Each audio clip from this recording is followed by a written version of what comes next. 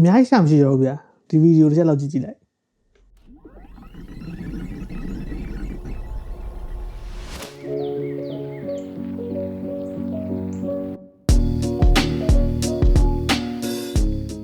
အားလုံးပဲမင်္ဂလာပါကျွန်တော်တော့ဆေးပြပါ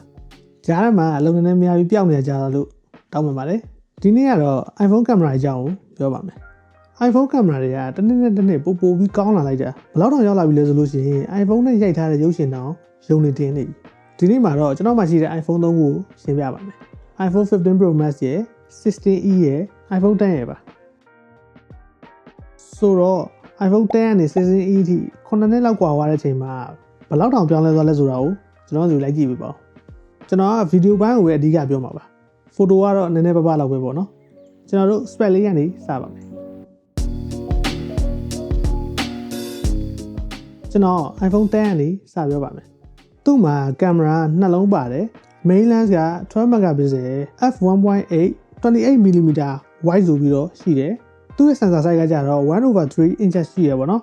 နောက်ထပ် telephoto lens ကကြတော့သူလည်း 12 megapixel ပဲဒါပေမဲ့ aperture f ကကြတော့သူက 2.4 52mm ရှိတယ်အလွယ်ပြောမယ်ဆိုတော့သူ့မှာ 1.8 2.8ဆိုပြီးတော့ lens နှစ်ခုပါတယ်ပေါ့နော်သူ့ရဲ့ quality ကထွက်ကစားမှာတော့ဆရာတဆူဆိုပေမဲ့ရှင်းတဲ့လောက်ကြာချိန်မှာတော့တော်တော်လေးကိုကျန်ခဲ့ပါပြီ dynamic range ကတိတ်မကောင်းတော့ဘူးဥပမာဒီလိုအရန်လင်းတဲ့နေရာနဲ့အရန်မှောင်တဲ့နေရာကိုတူတူရိုက်လို့ရှိရင်အရန်လင်းတဲ့ဘက်ချမ်းမှာဒီတေးတေချာမမြင်ရတော့သလိုအရန်မှောင်တဲ့ဘက်ချမ်းမှာလည်း noise ဓာတ်ထားတယ်ဘာလို့ဆိုလို့ရှိရင်သူ့မှာပါတဲ့ 1/3 inch ဆိုတဲ့ sensor ကြောင့်ပါ sensor size ကကြီးလေကောင်းလေပါပဲ processor ကြောင့်လည်းပါတယ်ပေါ့နော်ဒါပေမဲ့ဒီနေ့ကဖုန်းအကြောင်းဆိုတာထက်ဒီကင်မရာကြောင်းကိုအဓိကပြောမှာမို့လို့ processor ကိုခဏမေ့ပြီးတော့ပြောပါမယ် telephoto lens ဆိုလို့ရှိရင် sensor size ကပိုသေးလို့ပိုအောင်ဆိုးပါသေးတယ်ဒါပေမဲ့ဓာတ်ပုံရိုက်တဲ့ချိန်မှာကျတော့အဲ telephoto lens ကြောင့်ပေါ့နော် portrait တွေပါကောင်းကောင်းရိုက်လို့ရတယ်အရင်ဖုန်းတွေက lighter sensor တွေမပါတဲ့အတွက်ကို telephoto lens ကိုပဲသူကအဓိကသုံးပြီးတော့ portrait ကိုသူကရိုက်ရတာ iPhone 12ကနေမှစပြီးတော့မှသူက Pro phone တွေမှာ lighter sensor တွေကိုစပြီးထည့်ပေးတာပါ lighter sensor ဆိုတာတော့အလွယ်ပြောမယ်ဆိုလို့ရှိရင်ကိုဖုန်းကနေရိုက်မဲ့ object ကိုသူအကွာဝေးကို detection လုပ်ပေးတာပေါ့နော်တကယ်ကတော့ 3D scan ဖတ်ပေးရမျိုးပါမောင်းသူမဲ့ကားတွေတော်တော်များများမှာထည့်သုံးတဲ့ကောင်ပါပဲတခုကောင်းတာကဒီ iPhone 10မှာသူက 4K 60fps ရိုက်လို့ရသေးတယ်သူနဲ့ရိုက်တဲ့ shot လေးတစ်ချက်လောက်ကြည့်ကြည့်အောင်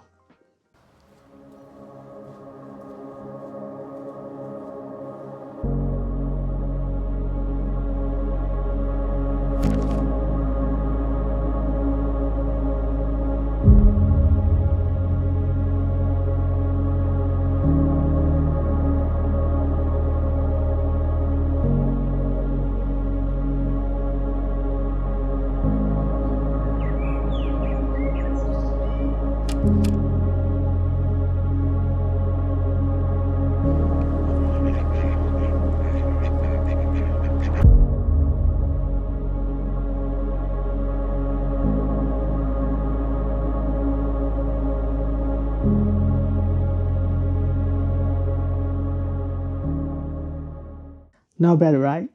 ဒီနေ့ Express တွေအရတော့မကောင်းတော့ဘူးဆိုပေမဲ့သူ့မှာလည်းသူ့ charm နဲ့သူရှိသေးရဲ့ဗျအရင်ကကျွန်တော်တို့ camcorder လို့ vibe လေးသူ့မှာနည်းနည်းလေးရတယ်ပြီးတော့ဒီ iPhone 10ကသူ iPhone 8 တို့ iPhone 8 Plus တို့နဲ့တူတူထွက်တာပေါ့နော်ဆိုတော့8 Plus တို့ဘာလို့လဲဆိုရင်လည်းကင်မရာအကုန်လုံးကြီးပါတူတူပဲအဲ့ဒီဖုန်းနဲ့ဒီလိုခြေနေမျိုးရဆိုတော့မစိုးဘူးလို့ပြောလို့ရတယ်ဗျ iPhone 16e ရကြတော့လောလောဆယ် 17e မလာခင်ထိ latest ဖြစ်နေတဲ့ device ထဲမှာပါသေးတယ်။သူက16 series နဲ့နည်းနည်းလေးတော့ဆင်တယ်ပေါ့နော်။အားနည်းချက်ကတော့သူ့မှာကင်မရာတစ်လုံးပဲပါပါတယ်။ဒါပေမဲ့စိတ်တော်နဲ့ပြင်းတယ်ပေါ့နော်။ဘာလို့ဆိုသူက48 megapixel မှာ f1.6 26mm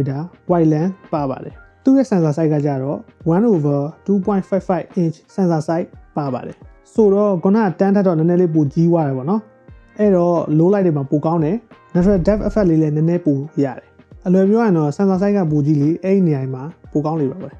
စိတ်မကောင်းစရာကဒီဖုန်းက portrait mode ကိုလူပဲရိုက်လို့ရတယ်အရာဝတ္ထုတွေရိုက်လို့မရဘူးအကောင်တွေရိုက်လို့လည်းမရဘူးပြီးတော့ပိုဆိုးတာကသူကလူတော်မှကြောပေးထားရင်မရပါဘူးလူမျက်နှာမူထားမှ portrait ကိုကောင်းကောင်းရိုက်လို့ရတာပါပြီးတော့သူက cinematic mode လည်းမရဘူးအဲ့ဒါကတော့ iPhone 10လည်းမရဘူးပေါ့နော်သူက iPhone 13 series မှာစပြီးတော့ပါတာပါPro phone တွေရော YouTube phone တွေရောနှစ်ခုလုံးကရပါမယ် 16E မှာမရဘူးပိုဆိုးတာ iPhone Air မှာပါမရဘူး တချို့အတွက်ကကြတော့အဲ့ဒါအရေးမကြီးလို့ gimmick ဖြစ်တယ်လို့ပြောကြပေမဲ့ကျွန်တော်အတွက်ကတော့တော်တော်လေးကိုစင်ပြေဗျရှေ့ဗီဒီယိုချို့မှာဆိုလို့ရှိရင်ကျွန်တော် cinematic mode ကြီးနဲ့ကိုချတာတချို့ကျွန်တော်စီက vlog ရိုက်တဲ့လူတချို့လေ cinematic mode ကိုတော်တော်သုံးတယ်အဲ့တော့ကို့မှာလိုအပ်တယ်ဆိုလို့ရှိရင်ဒီဖုန်းတွေကိုရှောင်ပါဆိုတော့ဒီ iPhone 16e က main camera တစ်လုံးနဲ့ပလိန်းတစ်ရက်တစ်ခါကျုံးလို့ရပါတယ်ဟာမင်းကဆရာကြီးပဲကွာပြောချင်တာဗျာ main camera နဲ့ဒီတိုင်းတဲ့ဗီဒီယိုရိုက်ရကွာဆိုတာမျိုးအဲ့လိုမျိုးပဲလုပ်လို့ကောင်းတယ်လို့ပြောတာပါသူ့ shot လေးလည်းတစ်ချက်လောက်ကြည့်ကြည့်အောင်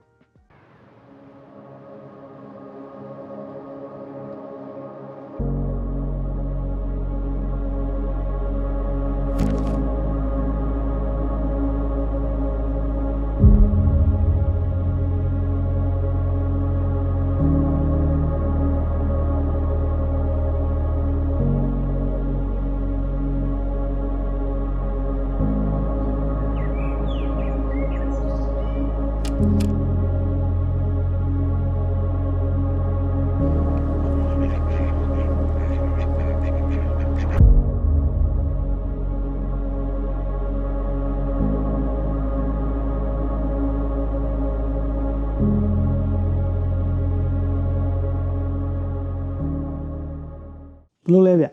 ကျွန်တော်တို့တော့တော်တော်လေးအဆင်ပြေရထက်ပိုတဲ့ quality တခုကိုရတယ်သူ့ရဲ့ dynamic range ကတော်တော်လေးကိုကောင်းလာပြီ iPhone 10နဲ့ဆိုလို့ရှိရင်9နှစ်กว่าလာတဲ့အနေထားပါဗျသူလဲ 4K ကို 60fps ရိုက်လို့ရတယ် Dolby Vision တွေ HDR ဘာညာကြီးလည်းရိုက်လို့ရတယ်သူက16 series ရဆိုပေမဲ့16နဲ့16 Pro နဲ့ရှင်တော်တော်လေးကိုကွာတာပါအဲ့ပဲ event တွေထဲမှာ16နေနဲ့တူတူပဲလို့ပြောတာမျိုးနားမြောင်ပါနဲ့နောက်ဆုံးဖုန်းကကြတော့15 Pro Max ပါသူ့မှာကင်မရာ3လုံးပါတယ် main lens ကကြတော့48 megapixel f1.8 24mm wide lens ကိုမှ sensor size 1/1.28 inch ပါပါတယ်သူ့ရဲ့ telephoto lens ကကြတော့12 megapixel f2.8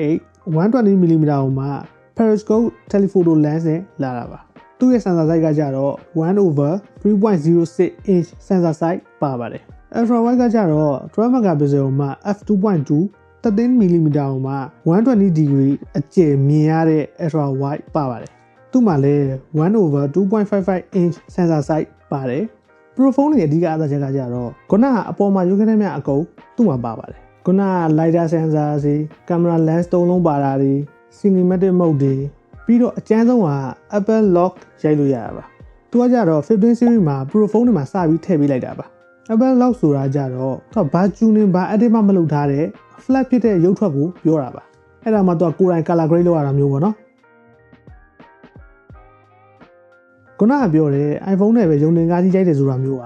အဲ့ဒီ Apple Lock footage နဲ့ရိုက်တာပါရုံတင်မဲ့ professional ကားအတွက်ကို iPhone ရဲ့ရိုးရိုးကင်မရာတာမန်တိုင်းပဲရိုက်လို့မသိဘူးပေါ့နော်ဘာလို့ဆို Apple ရဲ့ tuning ကပုံမှန် user တွေအတွက်တော်တော်လေးအဆင်ပြေတယ်ဆိုပေမဲ့ professional တွေအတွက်ကကြတော့တော်တော်လေးအဆင်မပြေဘူးဗျသူ့မှာ sharpness တွေတအားများတယ် screen ကြီးကြီးမှကြည့်ရင်ပိုပြီးသိတာတယ်ပေါ့နော်ဆိုတော့ဘာ edit မလုပ်ရသေးတယ်အဲ့ဒီ flat ကြီးအတိုင်းကိုပဲ colorist တွေကိုယ်တိုင် color grade လုပ်တာမျိုးကပို့ပြီးတော့ professional ဆန်တဲ့ look ကိုရတာမလို့ပါအဲ့ကတော့28 years later ပါမကြည့်ရသေးသွားပြီးကြည့်ပါဦး zombie ကပါ quality ကတော့ share ပဲတခုရှိတာဖုန်းလေးနဲ့ပဲရိုက်တယ်ဆိုပေမဲ့သူတို့သုံးတဲ့ equipment တွေ setting တွေကတကယ် professional သုံးတွေကိုသုံးတာမလို့ငါကြတော့အဲ့လိုမျိုးမရပါလားလို့မတွေးပါနဲ့ပြီးတော့ Apple Lock နဲ့ရိုက်မယ်ဆိုလို့ရှိရင်သူ့မှာ storage က share လို့ပါတယ်15 Pro ထွက်ပြီးနောက်ပိုင်းမှာကြတော့ Apple ကလည်းသူ့ရဲ့ event တွေအကုန်လုံးကို iPhone နဲ့ပဲရိုက်တာပါဒါပေမဲ့အခုဒီမှာတော့တခြားအကောင့်တွေနဲ့ရှင်းလို့ရအောင်ကျွန်တော်ရိုးရိုးကင်မရာနဲ့ရိုးရိုး lens နဲ့ပဲရိုက်ပါမယ်သူ့ shot လေးလည်းတစ်ချက်လောက်ကြည့်ကြည့်အောင်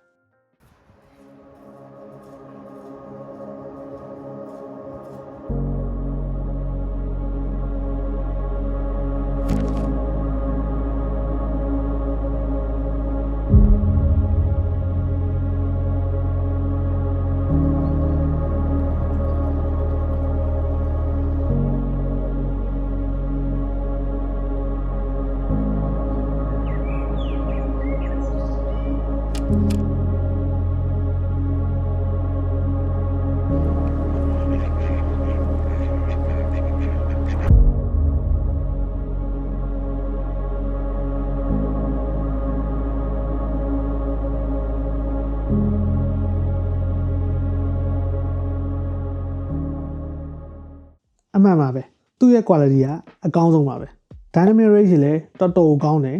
low light မှာလည်းတော်တော်အဆင်ပြေတယ်သူလည်း 4K 60 fps ကြီး record လုပ်လို့ရတယ်ပြီးတော့သူက HDR မှာ 10p HDR Dolby Vision HDR ProRes အပြင်မှာသူက 3D Spatial Video ကိုလည်းရိုက်လို့ရသေးတယ်အဲ့ဒီ 3D Spatial Video ဆိုတာကြတော့ Vision Pro ရှိမှပြန်ကြည့်လို့ရတဲ့ကောင်မလို့ Vision Pro မရှိလို့ရှိရင်ဘာမှမတူပါဘူးလကားပါပဲ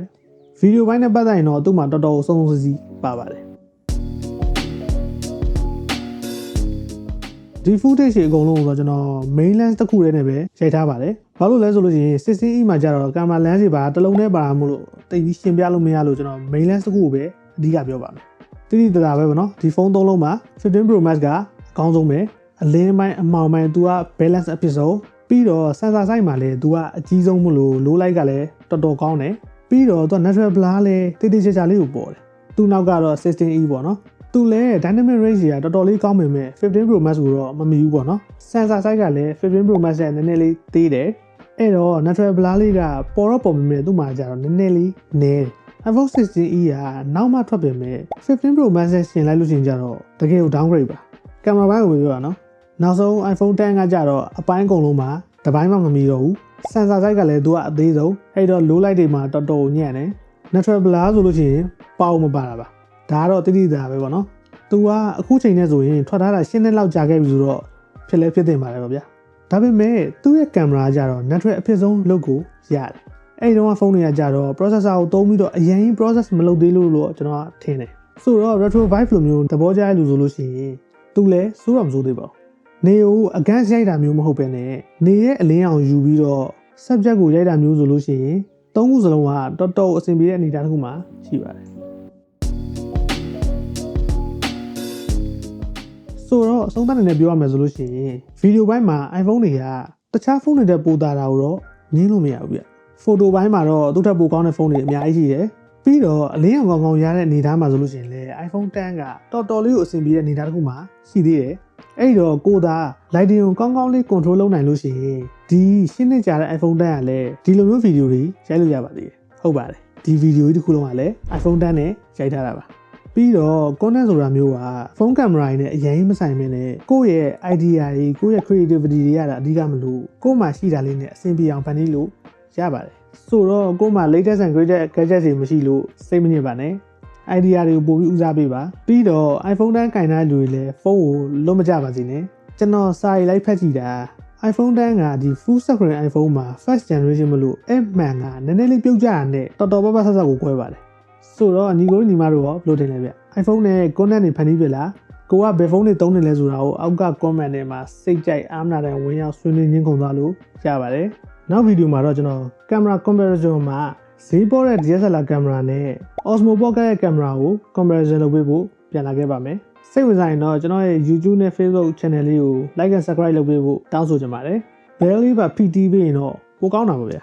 အားလုံးပဲပေးရနိုင်ကြရပါစေကျွန်တော်ကတော့ Save ပါ Have a great holiday peace